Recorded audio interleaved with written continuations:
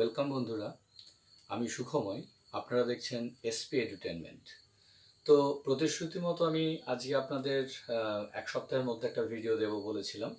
তো আজকে আমাদের এই ভিডিওর কন্টেন্টটা মেনলি হচ্ছে যে জীবনের কিছু পদক্ষেপ জীবন বদলে দেয়।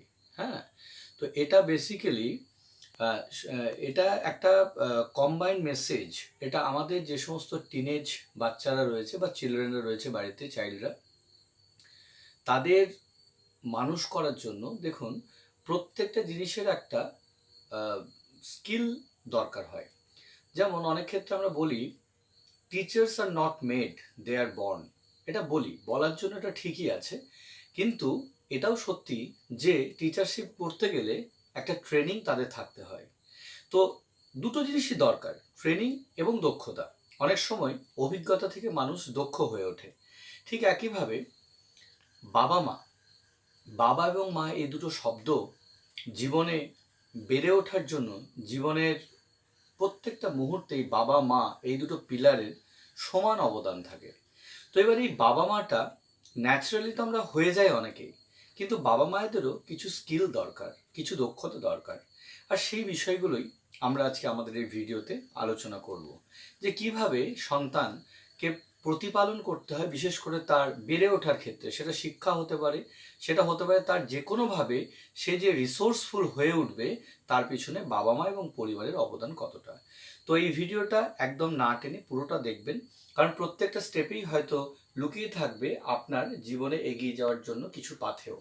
তো এক একটা ফ্যামিলির এক এক রকম প্রবলেম, কম্বাইনিংলি আমি আমার জীবনের যে অভিজ্ঞতা তার উপর ভিত্তি করেই আমি আজ মোটামুটিভাবে 2004 সাল থেকে 2020 16 বছর ধরে শিক্ষকতার সাথে যুক্ত রয়েছি বিভিন্ন রকমভাবে। কখনো প্রাতিষ্ঠানিক শিক্ষা, কখনো কোনো প্রতিষ্ঠানে পড়িয়েছি, কখনো হয়তো নিজের টিউটোরিয়াল চালিয়েছি। বিভিন্ন রকমভাবে বিভিন্ন রকমের মানুষের সাথে মেলামেশার ফলে আমার যে ব্যক্তিগত উপলব্ধি এবং অভিজ্ঞতা, সেটার উপর বেস করে আমি আজকে কিছু টিপস বলতে পারেন বা কিছু কিছু জায়গা পয়েন্ট আউট করব। আশা করছি আপনাদের ভালো লাগবে। তো প্রথমত হচ্ছে, আমরা ছাত্র ছাত্রীদের বা আমাদের সন্তান সন্ততিরা যখন পড়াশোনা করে, আমাদের কিছু কিছু ধরনের মানুষ রয়েছে। সারা বছর তারা কোন ধরনের জীবন শৈলীর মধ্যে দিয়ে যাচ্ছে, তারা কোন ধরনের রুটিন লাইফ লিড করছে, সেটা হয়তো অনেক ক্ষেত্রেই পারিবারিক ক্ষেত্র থেকে আমরা বিচার করি না।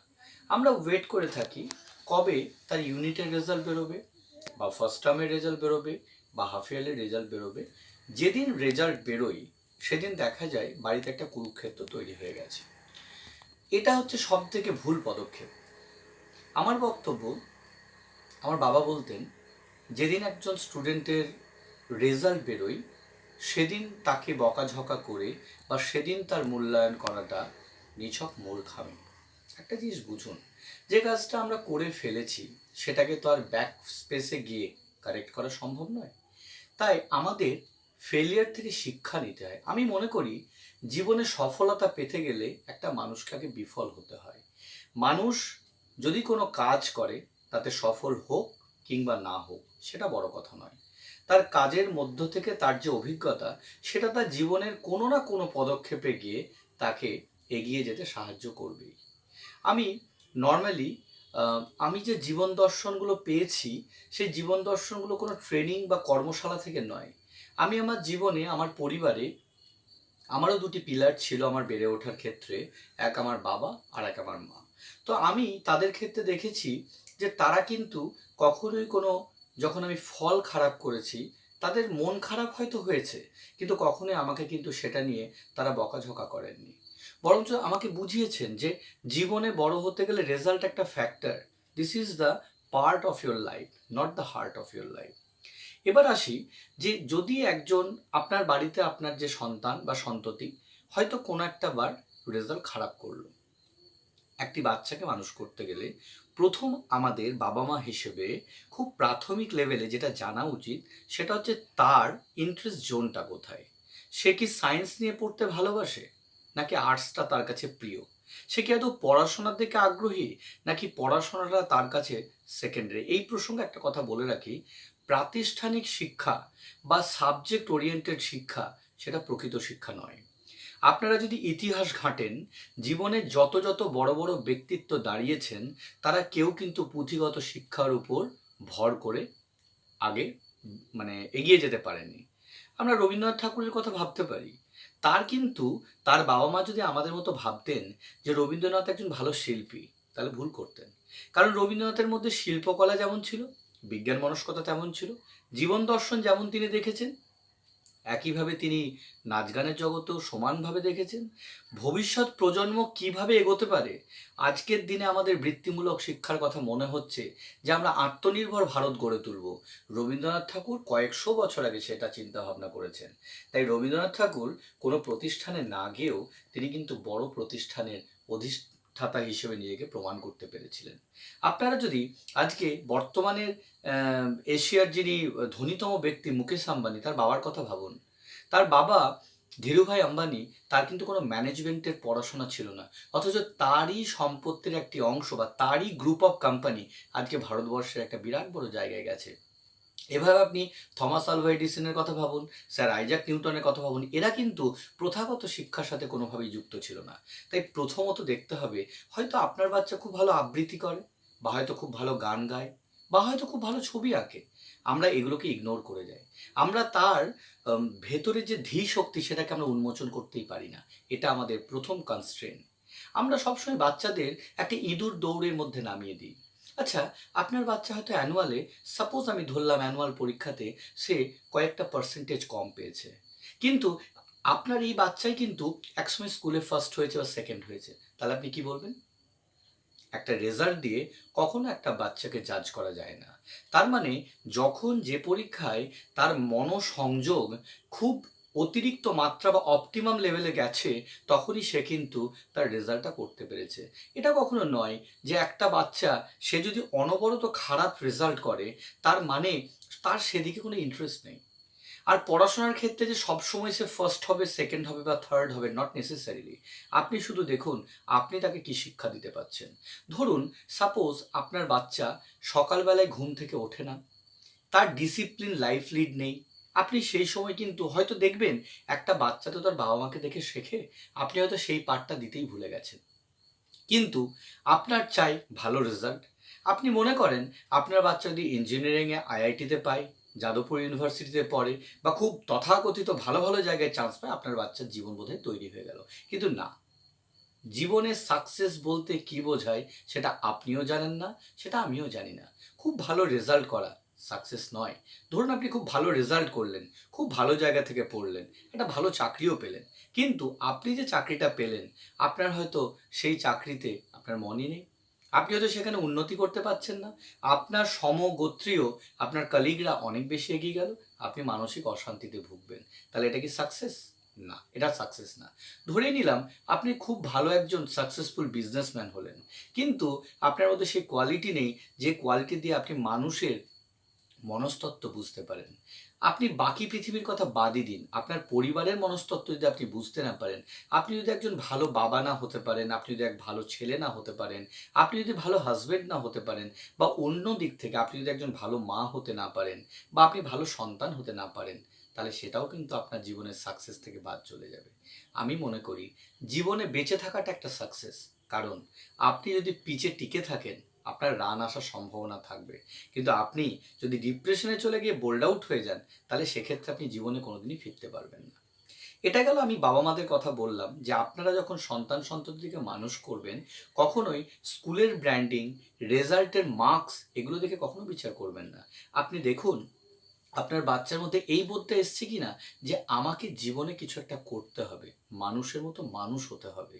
যে মানুষের মধ্যে মানুষ হওয়ার, যে ব্যক্তিত্বের মধ্যে জীবনে মানুষ হওয়ার একটা তাগিদ থাকে না, সে বেসিক্যালি সাকসেসফুল হয়।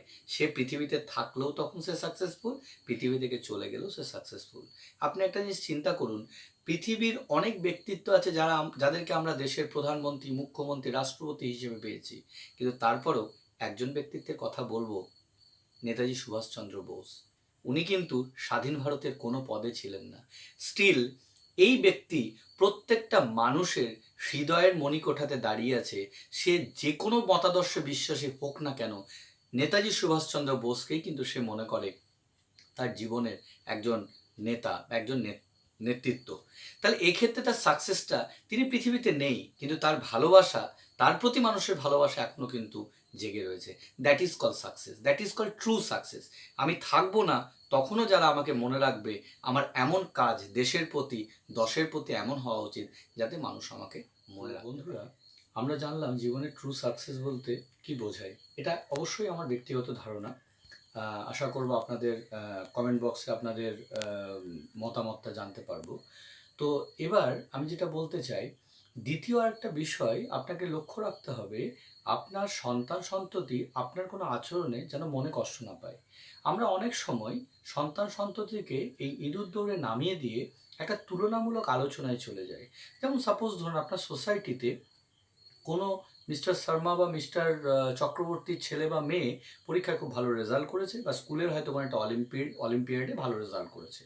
আপনি আপনার সন্তানের পজিটিভ দিক নিয়ে কোনো কথা না বলে তার পজিটিভ দিকটা তুলনামূলক আলোচনায় নামিয়ে দিয়ে আপনার সন্তানকে সেখানে মানসিক কষ্টের মধ্যে ফেলে দেন। কারণ প্রত্যেকটা মানুষের মধ্যে কিছু বিশেষত্ব আছে। কেউ কোনো একটা বিষয় নিয়ে সাকসেসফুল হবে, কেউ হবে না। সেটা নিয়ে তার সাকসেসকে, যে সাকসেসফুল হলো সেটা যেমন তার কাছে ভীষণভাবে তাকে অভিবাদন জানানো যেতে পারে, একইভাবে যে সাকসেসফুল হলো না তাকে সেটা নিয়ে মর্মাহত করার কোনো মানেই হয় না। তো আমাদের এই অভ্যাসটা প্রথম বন্ধ করতে হবে। আমরা অনেক ক্ষেত্রেই সন্তান সন্ততির সামনে তুলনামূলক আলোচনা করে তাকে ইঁদুর দৌড়ে আরও বেশি অসহায় করে তুলি। তাই আমি আমার এই আলোচনা দীর্ঘায়িত না করে 5টা পয়েন্টের কথা বলবো, যেগুলো যদি বাবা মায়েরা ফলো করতে পারেন, আমি নিশ্চিত সেটা তাদের সন্তান সন্ততির উপরে ভীষণ ভালো একটা প্রভাব ফেলবে এবং তারা এগিয়ে যেতে পারবে। আর এই কারণেই আমার এই ভিডিও করাটা তখনই সাকসেসফুল হবে যে কিছু কথা যা জীবন বদলে দেয়। 5টা পয়েন্ট হচ্ছে যে গঠনমূলক শিক্ষা আপনি সবসময় আপনার সন্তানকে দিন। গঠনমূলক পজিটিভ শিক্ষা দিন, যা তার চরিত্র গঠন করতে সহায়তা করবে এবং জীবনের সাকসেসকে পেতে অনেক বেশি। দ্বিতীয়ত, জীবনের প্রত্যেক ক্ষেত্রে তাকে সাপোর্ট করুন। প্রত্যেকটা ক্ষেত্রে ভালোতে যেমন তাকে সাপোর্ট করবেন, খারাপ কিছু হলে আমি বলছি না যে নেগেটিভ কাজ করতে তাকে উৎসাহিত করুন, কিন্তু যখন সে কোনো একটা কাজে সফলতা পাবে না তাকে একা ফেলে দেবেন না। পাশে কাঁধে কাঁধ মিলিয়ে তাকে সাপোর্ট করুন। শুধু এই কথাটা বলুন, কোনো চিন্তা নেই, আমি তোমার পাশে রয়েছি, আজ হয়নি পরে হবে। এই কথাটা তাকে অনেক বেশি এনার্জাইজড করবে। সে বুঝতে পারবে যে তার গোটা পৃথিবী তার এগেনস্টে গেলেও বাবা এবং মা, এই দুটি পিলার তাকে শক্ত করে ধরে রাখবে। তৃতীয়ত, পজিটিভ অ্যানালিসিসে যান। যদি আপনার বাচ্চা অঙ্ক ভুল করে, তার ইংরেজিতে যদি পাণ্ডিত্য থাকে, আপনি সেটা নিয়ে তার সামনে আলোচনা করুন। তার যে পজিটিভ দিক আছে, আপনার বাচ্চা হয়তো খুব ভালো ঘর গোছাতে পারে, ভালো হয়তো সে কোনো একটা আইটেম, কোনো একটা রান্না, একটা ছোট্টখাটো জিনিস, তা আপনি সেটা বলুন, তুমি এটা পারোনি তো কী হয়েছে, তুমি তো ওটা পারো। এই পজিটিভ দিকগুলো তাকে সবসময় তুলে ধরুন। চতুর্থ নম্বর পয়েন্ট, আলোচনায় কখনো যাবেন না। কোনো বিষয় নিয়ে বাচ্চাকে তুলনামূলক আলোচনা করে তাকে মেন্টাল প্রেশার দিয়ে তাকে মার্কস তৈরির মেশিনে কখনো পরিণত করবেন না। সবসময় তার সামনে পজিটিভ দিক বলুন, তার ভবিষ্যতে কী কী হওয়ার সম্ভাবনা আছে সেটা পজিটিভলি অ্যানালিসিস করুন। আর বন্ধুত্বপূর্ণ ব্যবহার, জীবনে যদি কখনো সে ভুলও করে, বাচ্চা ভুল করতেই পারে, যেন সে প্রথম আপনার কাছে এসে চিৎকার করে সে তার অন্যায়টা স্বীকার করতে পারে। এই বন্ধুত্বপূর্ণ আচরণ যদি কোনো বাবা মা সন্তানের প্রতি করে, সেই সন্তান কখনোই খারাপ কাজের দিকে যেতে পারে না। আর পারিবারিক সাপোর্ট, মানে বাবা মায়ের যে সাপোর্ট বন্ধু হিসেবে যদি তার পাশে থাকে, তাহলে দেখবেন সে কিন্তু কোনো রকম বাজে কাজ করবে না। কারণ ম্যাক্সিমাম ক্ষেত্রে ছেলেমেয়েরা যে ডিপ্রেশনে পড়ে যায়, তারা যে বিভিন্ন রকম ভুলভাল কাজ করে বসে, তার একটাই কারণ, পৃথিবীর কে কী বললো তাতে তার কিছু যায় আসে না। তার মেন কনসার্ন থাকে তার বাবা মা এবং পরিবার পরিজন। তাই বাবা মা হচ্ছে পরিবারের সবথেকে নিকট সম্পর্কের মানুষ। তাই বাবা মাকে সবসময় বন্ধুত্বপূর্ণ ব্যবহার করতে হবে। তাহলেই দেখবেন এই 5টা পয়েন্ট যদি আপনারা ফলো করতে পারেন, তাহলেই দেখবেন সেখানে আপনাদের সন্তান সন্ততিদের মধ্যে একটা সুন্দর পরিবর্তন এসেছে। তারাও কিন্তু সমাজের আর 5টা মানুষের মতো মাথা উঁচু করে বাঁচতে পারছে বা জীবনে সাকসেসফুল হচ্ছে। এরপরে আমরা নেক্সট ভিডিওতে আসবো ছাত্রছাত্রীদের প্রতি আমার যে মেসেজটা আছে, তারা কি করে সফল হতে পারে, তাদেরও তো কিছু কর্তব্য আছে, সবটাই তো ওয়ান সাইডেড গেম নয়। তাই আপাতত আজকে এটাই থাকলো। যদি আপনাদের এই বক্তব্যগুলো ভালো লাগে বা কোনো জায়গায় যদি অ্যাডিশনের দরকার হয় বা কোনো একটা বিশেষ বিশেষ পরিপ্রেক্ষিত নিয়ে আলোচনার প্রয়োজন হয়, আপনারা নিচে কমেন্ট বক্সে আমাকে জানাবেন, আমি সেটা নিয়ে আলোচনা করব। ভালো থাকবেন, সুস্থ থাকবেন। আর আপনারা যদি এই ভিডিও দেখে উপকৃত হন, আমার ভীষণ ভালো লাগবে। ভালো লাগলে কমেন্ট, শেয়ার এবং লাইক করুন, আমাদের সাপোর্ট করুন এগিয়ে যাওয়ার জন্য। ধন্যবাদ।